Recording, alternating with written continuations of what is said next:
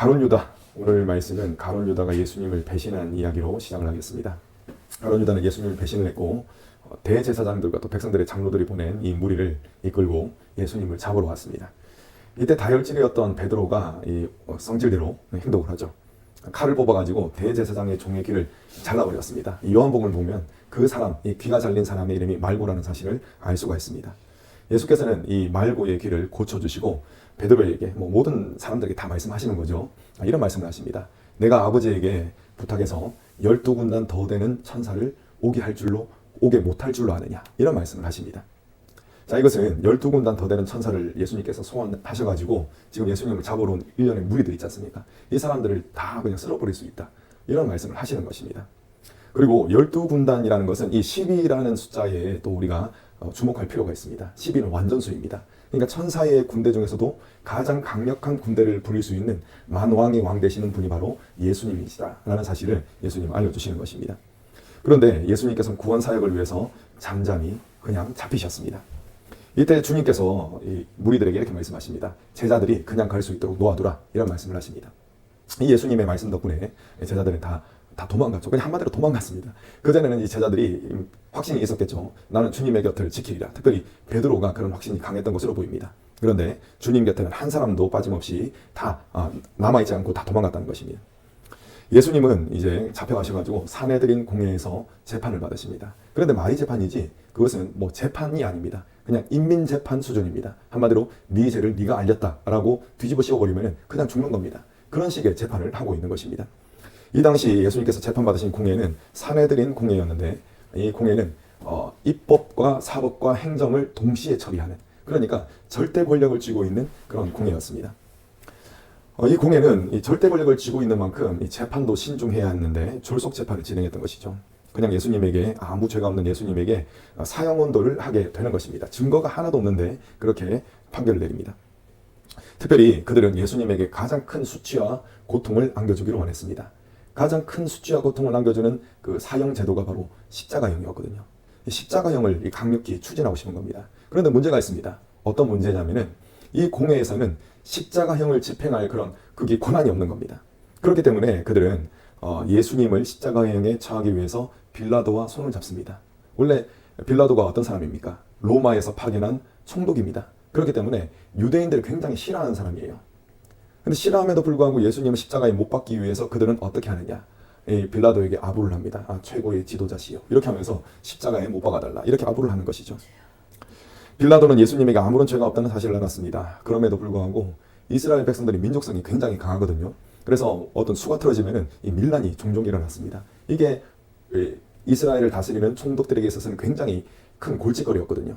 그러니까 빌라도는 이 밀란이 일어나는 것을 막기 위해서 이 사람들의 마음을 사야 되거든요. 그래서 예수님에게 죄가 없다는 사실을 잘 알고 있음에도 불구하고 예수님을 십자가에 못 박도록 이 판결을 내립니다. 새벽에 붙잡히셨던 예수님께서는 짧은 시간에 그야말로 최악의 고통을 당하십니다. 말도 안 되는 재판을 받으시고, 그 전에 먼저 이제 사랑하는 제자로부터 배신을 당하셨죠. 그리고 제자들이 그냥 예수님이 잡혀가실 때 뒤도 돌아보지 않고 다 도망갔습니다. 다 배신했던 것이죠. 그리고 모진 채찍질을 당하셨으며 또 졸속으로 이 십자가형 온도가 내려졌습니다. 마가복음 15장 25절에는 예수님께서 제3시, 즉 오전 9시에 십자가에 못 박히셨다라는 사실이 기록되어 있습니다. 예수께서는 약 6시간 동안 십자가에 못 박히신 채 매달려 계시다가 숨을 거두셨습니다. 성경에서는 예수께서 이 십자가 위에서 하셨던 말씀을 기록하고 있는데, 성경에는 총 7번 기록이 되어 있습니다. 그렇기 때문에 가상칠언이다, 이렇게 불립니다. 오늘은 가상칠언 중 몇 가지 말씀을 통해서 은혜를 나누겠습니다. 먼저 예수님께서 십자가에서 어떤 말씀을 하셨는지 쭉 한번 제가 나열을 해드리고, 그리고 이 중에서 몇 가지를 좀 집중적으로 살펴보겠습니다. 첫 번째로는 아버지여 저희를 사하여 주옵소서라는 말씀을 하셨습니다. 누가복음 23장 34절입니다. 두 번째는 오늘 내가 나와 함께 낙원에 있으리라. 오늘 살펴본 말씀이죠. 23장 43절입니다. 세 번째로는 여자여 보소서 아들이니이다. 보라 내 어머니라. 요한복음 19장의 말씀입니다. 제4원 나의 하나님 어찌하여 나를 버리셨나이까. 마태복음 기록되어 있습니다. 제5원 내가 목마르다. 요한복음 19장. 내가 다 이루었다. 요한복음 19장. 내 영혼을 아버지의 손에 부탁하나이다. 누가복음 23장. 자, 이 시간에는 제가 이전에 다 그 십자가에서 하셨던 말씀 몇 가지는 제가 언급을 해드렸거든요, 설교 때. 근데 이 외에 1, 2, 6, 6원의 말씀을 구체적으로 좀 살펴보겠습니다. 자, 제 1원의 말씀은 무엇입니까? 아버지여, 저들을 용서하여 주옵소서. 저들이 하는 일을 알지 못합니다. 라는 이 기도를 예수님께서 하셨습니다. 여러분, 이 기도는 어떤 기도입니까? 예수님에게 잘해줬던 사람들을 향한 기도가 아니죠. 예수님을 십자가에 못 박았던 사람들, 또 자신을 조롱하는 그 사람들을 향해서 하신 그런 기도입니다. 주님은 대상을 분명히 하시고 기도를 드렸습니다. 이 기도를 통하여서 우리가 그 예수님의 말씀을 떠올릴 수가 있습니다. 예수님께서 많은 가르침을 주셨죠. 내 원수를 사랑하라 라는 말씀을 주셨습니다. 그 말씀이 이 극한의 자리에서 실현되고 있는 모습, 그 모습을 우리는 이 장면을 통해서 확인할 수가 있는 것입니다. 여러분, 이것이 가능한 이유가 있습니다. 지난 시간에 믿음을 통해서 하나님의 능력이 부어진다는 말씀을 드렸습니다. 예수님은 완전한 믿음의 상태에 계셨습니다. 이 믿음에서 떨어진 적이 한 번도 없는 분이 바로 우리 예수님이십니다. 그런데 지금 여러분, 예수님의 몸과 정신은 어떤 상태이십니까? 최악의 상태이시죠. 몸은 십자가에 달려있고 정신은 이 제자들의 배반과 사람들의 조롱을 인해서 온전할 수가 없습니다. 그런데 예수님의 영혼은 온전한 상태에 계셨다는 것입니다. 예수님께서는 이 온전한 믿음의 상태를 통하여서 상황을 넘어서는 그런 사랑을 실천하셨던 것입니다. 이 사랑의 열매가 무엇입니까? 주님, 아버지, 저들의 죄를 사하여 주시옵소서. 이 실천으로 나타난 것입니다. 여러분, 예수님을 믿는 자들은 예수 그리스도의 장성한 분량까지 자라는 것, 그것을 목표로 삼아야 합니다. 그리스도의 장성한 분량까지 자란다는 것은 예수님의 완전하신 이 믿음을 받게 되는 것을 간절히 바라야 된다는 것입니다. 이 믿음은 하나님께서 은혜를 주실 때 비로소 받을 수가 있습니다. 그렇기 때문에 믿는 자들은 은혜의 수단을 사용하는 일에 최선을 다해야 하는 것입니다. 여러분, 끝까지 믿음의 길을 걸었던 이 사도들 한번 생각해 보시기 바랍니다. 또 존 웨슬리를 생각해 보시기 바랍니다. 그들은 사람이었지만 그들은 엄청난 일을 하나님의 능력을 받아가지고 이루었습니다. 왜 그것이 가능하겠습니까? 바로 하나님으로부터 계속 은혜 받기를 구했던 것이고, 또 하나님께서는 약속하셨던 그 은혜를 간절히 구하는 그들에게 주셨기 때문에 그렇습니다. 여러분, 우리도 마찬가지입니다. 예배드리고 기도드리며 또 말씀을 가까이 하며 섬기는 일에 최선을 다해야 합니다. 여러분, 은혜의 수단 자체는 아무런 힘과 아무런 공로가 없습니다. 단 한 가지, 하나님께서 은혜를 주시겠다, 너희들이 이것을 하면 은혜를 주시겠다 약속을 하셨기 때문에 그 하나님을 의지하고 그 약속을 믿고 그것을 부지런히 사용을 해야 한다는 것입니다. 우리가 하나님의 약속을 믿고 은혜의 수단을 부지런히 사용할 때 하나님께서는 기뻐하시는 때에 은혜를 부어주시고, 또 이때 우리의 영혼에는 믿음이 생기는 것입니다. 이 믿음을 통해서 예수님의 모습을 온전히 닮아가는 그런 그리스도의 완전을 이룰 수가 있는 것입니다. 여러분, 주님께서 기도하셨던 것 정말 대단하죠. 원수를 사랑하는 기도, 여러분, 이것은 불가능합니다. 그런데 주님께서는 그 기도를 하셨습니다. 저들의 죄를 사하여 주옵소서. 여러분, 주님이 하셨던 기도에 그저 감탄만 하라고 이 말씀을 남기신 것이 아닙니다. 이러한 주님의 발자취를 따라오라고, 즉 그리스도의 완전을 이루라고 이 말씀을 남기신 것입니다. 하나님의 약속을 신뢰하며 최선을 다해 은혜의 수단을 사용하시기 바랍니다. 저 여러분들의 모습 속에 이 사랑이 넘치는 그리스도의 모습이 나타나기를 간절히 축원합니다.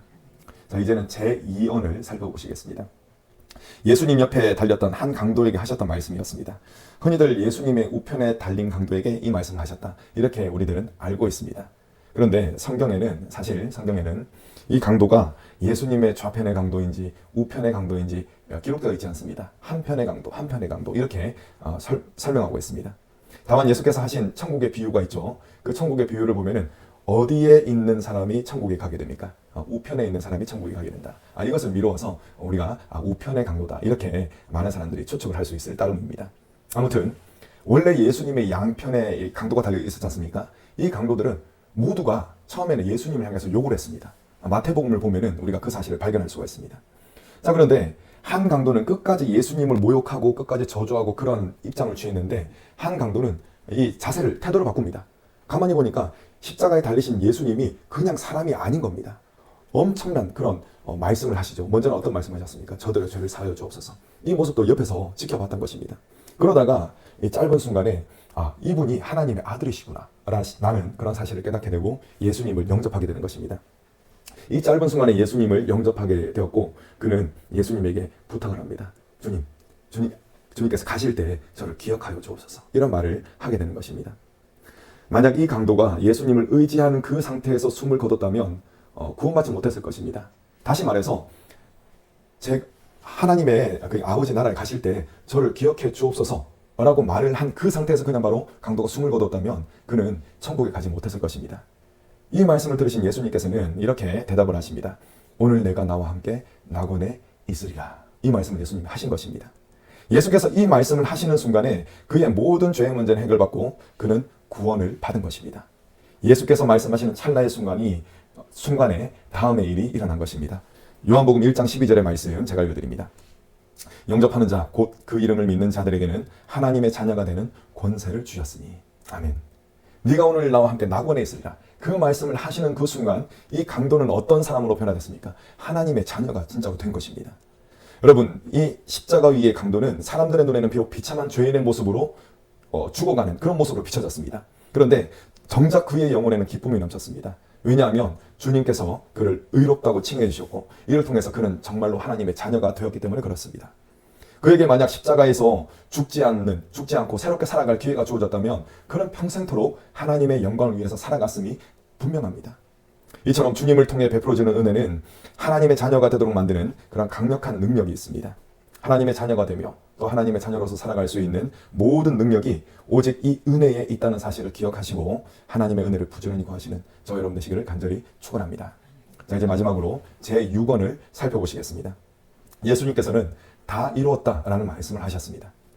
예수께서는 십자가 위에서 자신을 드림으로써 하나님께 나아갈 수 있는 그런 길을 열어주셨습니다. 예수께서 숨을 거두실 때 여러 가지 현상, 초자연적인 현상이 일어났습니다. 그러니까 성소의 휘장이 위에서부터 아래로 찢어지고 그리고 바위가 터지고 지진이 일어나고 또 무덤이 열리며 잠자는 성도들이 거룩한 성으로 들어가는 일들이 생겼다. 이렇게 기록하고 있습니다. 성도들이 거룩한 성으로 들어갔다라는 것은 예수님을 통해서 수많은 사람들이 천국 백성이 된다는 것, 그것을 알려주는 말씀입니다. 그런데 지금은 여러 가지 현상 가운데 성소의 휘장이 위에서부터 아래로 찢어지는 것, 이것에 집중해 보겠습니다. 여기서 찢어진 휘장은 어떤 휘장이냐? 성소 안에 있던 그런 휘장이었습니다. 성소는 두 가지 공간으로 나눠집니다. 성소와 지성소로 나눠집니다. 그리고 이 성소와 지성소 사이를 가로막고 있는 그 휘장이 바로 위에서부터 아래로 찢어진 이 휘장입니다. 지성소에는 하나님의 인재를 상징하는 법궤가 있었습니다. 그리고 이 지성소에 법궤가 있다는 것은 하나님께서 곧 이 지성소에 임재하신다라는 것을 의미합니다. 원래 이 지성소에는 대제사장만이 들어갈 수 있는데 그것도 1년에 한 번 대속죄일 때 들어갈 수 있을 따름이었습니다. 그런데 이 가로막고 있던 휘장이 어떻게 되었습니까? 예수님께서 숨을 거두실 때 찢어졌습니다. 찢어졌다는 것은 들어갈 수 있도록 만들어 주셨다는 것, 그것을 의미하는 것입니다. 자, 이것을 히브리서 4장 16절에서는 이렇게 이야기합니다. 그러므로 우리는 긍휼하심을 받고 때를 따라 돕는 은혜를 얻기 위하여 은혜의 보좌 앞에 담대히 나아갈 것이니라. 아멘. 예수님을 통해서 은혜의 보좌는 누가 계십니까? 하나님이 계시는 것이죠. 그 은혜의 보좌 앞에 어떻게 나갑니까? 담대히 나갈 수 있다. 담대히 나갈 수 있다는 것은 내가 원하는 마음이 있다면 언제든지 나갈 수 있다라는 그런 뜻입니다. 이런 놀라운 은혜를 부어주신 것입니다. 여러분, 이것이 어떻게 해서 가능해진 일입니까? 하나님께 나아가는 유일한 길과 진리와 생명이 되시는 예수님으로 인해서 가능해진 것입니다. 다 이루었다라고 말씀하신 주님의 말씀처럼 그리스도인들의 마음에 간절한 원함만 있다면 언제든지 하나님께 나아갈 수가 있는 것입니다. 그렇기 때문에 우리는 다 이루었다라고 말씀하신 주님의 말씀을 의지하면서 무엇을 해야 됩니까? 오늘 말씀을 한 가지로 계속 귀결됩니다. 은혜의 수단을 부지런히 사용해야 됩니다. 주님의 말씀을 의지해서 말입니다. 말씀을 맺겠습니다. 주님께서 십자가 위에서 하신 말씀을 통해서 우리 주님의 소원이 무엇인지를 우리는 알 수가 있습니다. 주님의 소원은 우리 모두가 그리스도의 장성한 분량에 이르는 것입니다. 이 분량은 믿음의 분량입니다. 이를 위해서는 우리 주님을 먼저 신뢰해야 하고 또 주님의 약속을 믿어야 합니다. 주님의 약속을 믿는 자는 겸손히 은혜의 수단을 사용하게 되어 있습니다. 은혜의 수단을 많이 사용한다고 자랑하지 않습니다. 오직 약속하신 분, 우리 주님만 바라보게 된다는 것입니다. 저는 우리 믿음의 가족 모두가 주님의 소원을 이루어드리는 그러한 분들이 되기를 바랍니다. 여러분, 다시 강조하겠습니다. 우리가 그리스도의 장성한 분량에 이르는 것은 우리의 힘으로는 절대 안 됩니다. 하나님의 능력으로만 되는 것입니다. 하나님께서는 은혜의 수단을 사용하는 자에게 은혜를 주시고 하나님의 능력을 부어주시겠다고 약속을 하셨습니다. 그리고 그 약속은 결코 변하지 않는 영원한 약속인 것입니다. 이 약속을 믿고 행함으로써 우리 주님의 이 마음을 시원케 해드리는 저와 여러분 되시기를 간절히 축원합니다. 아멘.